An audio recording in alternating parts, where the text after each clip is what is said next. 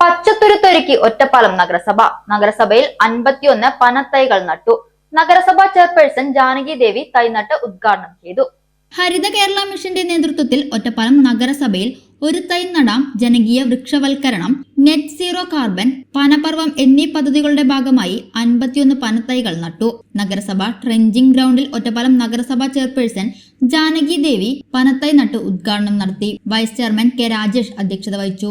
നഗരസഭാ secretary Pradeep, standing committee അംഗങ്ങളായ Suneera, T Latha, Haritha Kerala mission block coordinator Sithara, health വിഭാഗം ഉദ്യോഗസ്ഥർ, ഹരിതകർമ്മ സേന അംഗങ്ങൾ തുടങ്ങിയവർ പങ്കെടുത്തു.